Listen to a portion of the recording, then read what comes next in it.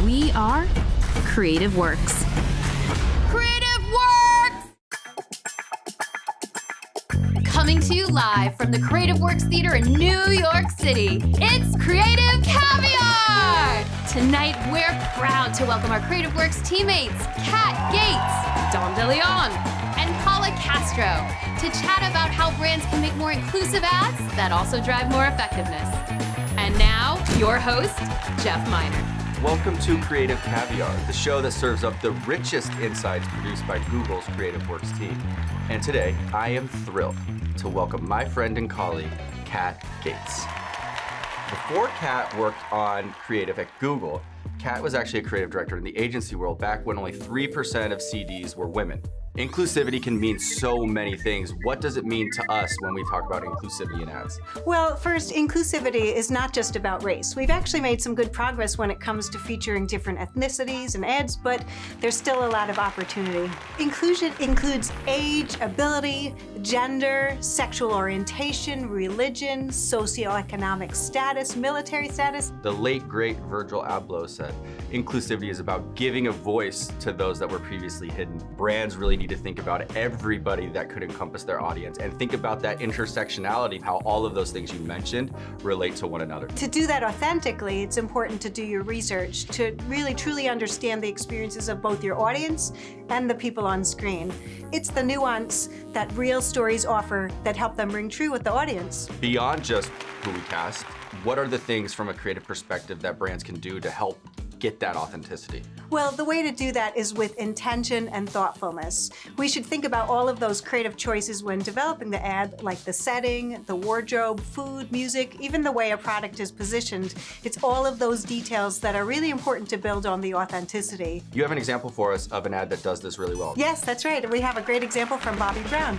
Hey y'all, today I'm putting Bobbi Brown's new Skin Longwear Fluid Powder Foundation to the test. Look how it starts as a liquid and sets as a powder. I need makeup that doesn't oxidize. And look, it doesn't. The color is still perfect. I love how this foundation goes on as a liquid, then dries as a powder. This matte feels great. So fresh, I'm super into it. It goes on as liquid, then sets into powder. I'm going non-stop all day, and I need makeup that stands up to sweat. I'm not shiny or sweaty at all. So Bobbi Brown is a great example of really nuancing the creative levers in subtle ways to drive impact. They cast 3 young women in 3 different ads, and then they wrote the script for the human being they cast. So the language matched her. They positioned the product benefits differently for each woman because, of course, they would each have a different needs based on their skin tone. We're positioning the person on screen to be as authentic and sincere as possible. What about if brands are a little afraid of getting it wrong and seeing blowback from that? Yeah, I mean, we're all still learning. Inclusivity is definitely an ongoing commitment to the audience. And you can start or continue exploring how to communicate authentically with video experiments. It's also important to do your research and get different perspectives. And lastly, what's also super important is to just not show up for tentpole events like Pride Month. You really want to be inclusive 12 months out of the year, both in your advertising and in your actions. I don't think I could have said it better myself. Kat Gates, thank you for joining the show. We're gonna actually take a quick break, get a word from the sponsors. Then on the other side, we're gonna catch up with Dom to talk about why brands should be inclusive in ads. Stay tuned. We'll be right back.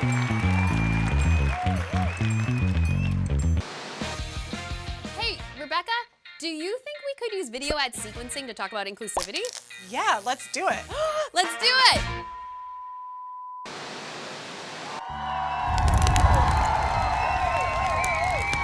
Inclusivity, the word that if you say 3 times fast, makes Lizzo appear in your bathroom. You might be wondering, I'm not in a social studies class. Why am I hearing about this from Global Creative Works? And the answer is that we care about business, and inclusivity is just good business. In fact, researchers from Forbes to McKinsey have already established that companies that are more diverse earn more money, a lot more, like 36% more. And advertisers that diversify their creative can expect up to 56% more watch time. That's a lot of eyeballs. So you may have already started on your inclusivity journey. You might be wondering, how do I go a little bit further? And the answer is in mutualism. So if inclusivity is Coachella with only one act, think about mutualism as being everybody's favorite music festival with everybody's favorite headliner ever. It's a little bit of a step up. It invites everybody in to think about the customs, how people work together, and the creative ideas of the group. If you're an advertiser that's already done a great job of diversifying your creative team, the next step is to foster psychological safety. There's no point in hiring great, talented people if you don't allow them to share their feedback, thoughts, and opinions. The great thing about psychological safety is that it helps us counteract in-group, out-group bias. Now, before you get nervous, relax. Everybody is very good from the time that we're young at organizing ourselves into teams. It's that when we categorize people as being in our in-group, we automatically think they're smarter, better looking, and have better intentions than someone who's not. So if you have an inclusive team, you might not always think of them as part of your group. So let's say you're still not convinced. Let's take the curious case of IKEA. In 2018, they came to McCann Tel Aviv and said, we need new marketing ideas. Now, the interesting thing about the McCann Tel Aviv team is that they had two creative leaders that were living with cerebral palsy, and their idea was to make IKEA's furniture more inclusive. The result was 3D printable accessories that any customer anywhere in the world can attach to their IKEA furniture to make it better. And the interesting thing is that people with cerebral palsy and disabilities, as well as people who didn't, used it. It resulted in a lot of extra money and a lot of Cannes Lions. I'll drink to that.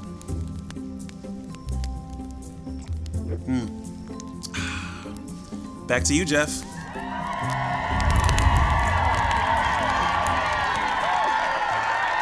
So, where were we? Oh, right, okay. So we were using video ad sequencing to tell you a little more about how to get inclusivity guidance for your work. Right. Clearly being inclusive is good for business, good for audiences, good for the soul. But sometimes, even when we try, we can still get it not as right as we could have. I mean, you just get caught up in your own head and your own biases, and you need someone to see what you can't see on your own. Wild example here, but there's not enough mature women with red hair in ads? Yeah, kind of. But Creative Works can help here. You can ask for a creative consult or reach out to the Inclusive Ads Council for a second opinion on a brief, storyboard, or whatever you're working on right now. More brains equal more perspective. And don't be afraid to experiment with new ways to bring inclusivity to your stories. For example, in voiceover. It's not just the humans that we're seeing on screen. Great. Well, we're done with this ad. I think we only have one left. Amazing. Well, then we will see you there.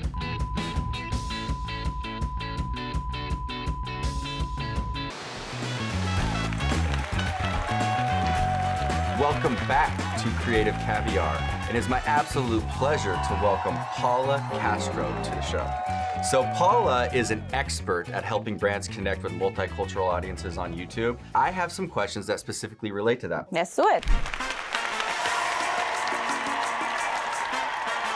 So our first question comes from Megan. Megan is a video specialist that sits in LCS, and Megan asks, Google has said that great creative ideas often stem from a foundational insight. True. But how can Google help identify this insight for a multicultural audience? We now have an inclusive and multicultural marketing practice as part of the US Creative Works services. Now we have plenty of offerings, one of which is Google's Culture Lab. And essentially what this is meant to do is really help brands deepen their cultural insights and create campaigns that are culture relevant for multicultural consumers. It's always rooted in first-party data, always complemented with third-party insights. Great question from Megan. Thank you for writing in. Question number 2 comes from Yuri on our YouTube ads marketing team. How can brands determine if their YouTube ad is culturally relevant and representative of their actual consumers? Well, that's $1 million question.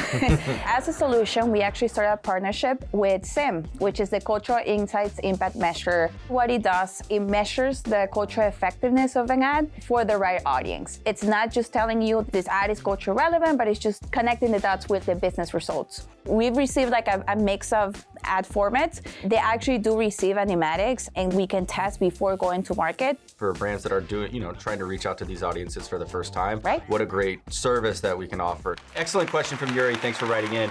And our third and last question comes from Daniel. So Daniel sits on our America's GTM team, and Daniel asks, do more inclusive ads affect how the brand connects with the people that are not represented on screen? And secondly, does the need for inclusive ads mean that advertisers should place their media differently? When consumers see an ad that's culturally relevant, they're actually more likely to recommend the brand, to purchase a brand. So let's take Tommy Hilfiger as an example. In their spot, we see people with a range of disabilities. So these people are living their lives while showcasing the functionality of their clothing. The clothing is not the only disability-friendly aspect of this message. The ad actually has closed caption, audio description for hearing and vision impaired, and this execution, the way that it's constructed, essentially drove to 50% of the purchases to be from the non-adapted clothing line. Making sure the story is as inclusive as possible, it actually broadens the audience, which Yeah. is really exciting to hear. Great question from Daniel. Thank you so much for writing in. And Paula, I must say thank you for joining the show. We'll be back after this. You made it to ad number 3. That was the test. In addition to all these great learnings and support about inclusive storytelling, we also have a new creative POV on Red hair dye. sequencing. Okay, she's right. It is sequencing. And in fact, we've got 8 different creative directions for you, including the 2 that you're in the middle of right now. Yeah, so just drop us a line and we'll take it from there. See you next sequence, friends. Thank you so much for tuning in. Once again, I'm Jeff Meyer. This has been Creative Caviar, and we are Creative Works. Bienvenidos a la familia.